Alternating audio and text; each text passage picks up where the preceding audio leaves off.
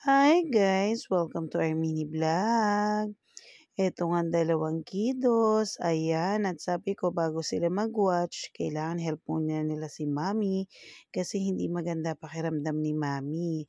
So ang sabi ko, mga anak, baka pwede magligpit muna kayo ng ating bahay, ating sala, bago kayo manood ng TV. At ayan, kaya busy-busy silang dalawa dyan.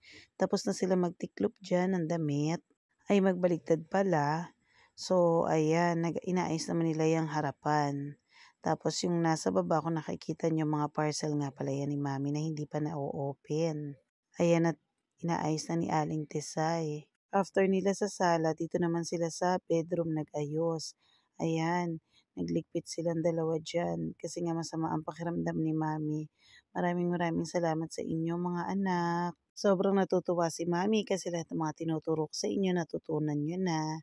Ayan, mga big boy at big girl na talaga ang mga babies ko. Si Daddy proud na proud din sa inyo kasi habang lumalaki kayo, marami kayong natututunan. Marunong din yung mga mag-urong, maglinis, at kung ano-ano pa. Super proud si Mami at Daddy sa inyo, mga anak. Maraming salamat. At dahil masama ang pakiramdam natin, kailangan natin lumabas para pumili ng mga prutas at ito mga bawang sibuyas. So, back ulit tayo dito sa bahay. Meron pang natirang mga nakasampay sa labas. So, kinuha ko na din. At ayan, binabaliktad na din nila kuya. So, ito nga si Aling Tisay, kausap ang kanyang daddy. Ayan, kumakain ng orange. Gusto talaga ni Aling Tisay yung orange na nabili ko. Ito naman si kuya nangingiwi sa asim. And fast forward nga, ito na nga pala yung mga tanim ni kuya. Wow! Malalaki na siya. Ito naman kay Aling Tisay.